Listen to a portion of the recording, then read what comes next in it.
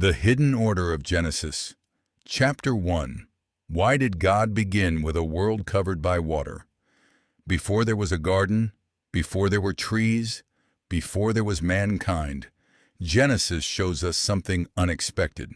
The first picture of earth is not a beautiful paradise. It is darkness. It is deep waters. It is a world waiting for God's command. But why would God begin creation this way? Was the water a problem God needed to fix? Or was it part of his divine plan? Genesis 1:2 says, "The earth was without form and void, and darkness was over the face of the deep, and the Spirit of God was hovering over the face of the waters." The Hebrew words used here are powerful. Tohu, vabohu, describes something unformed and unfilled, a place without structure and purpose. But notice something important. The waters were not outside God's control. The Spirit of God was already present, hovering over the deep. Before God built the world, he first entered the chaos. Why water first? If God could speak everything into existence instantly, why did he choose a process of separation and preparation? In the ancient world, the sea often represented mystery, danger, and the unknown. But Genesis gives a completely different picture. The waters are not a rival force against God. They are simply the material God will command. God does not fight creation into existence.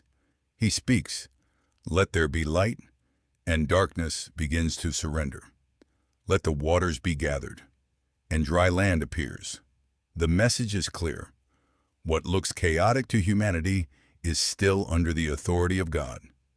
Many people ask, why didn't God create dry land first?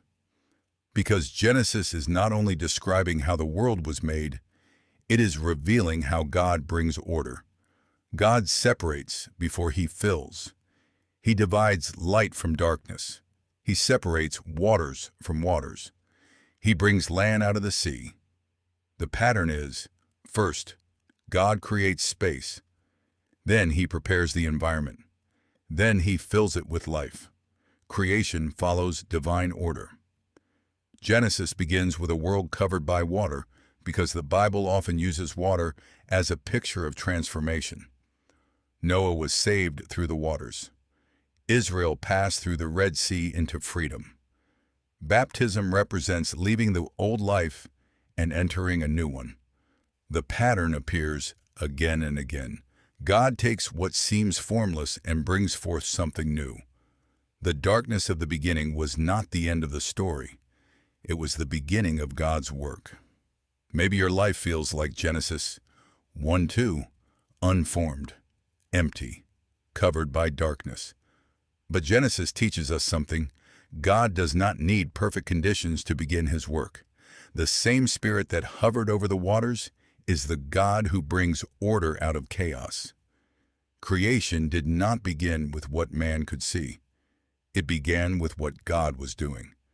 And when God speaks, chaos has to respond. Was creation only about making the world, or was God revealing his character? If God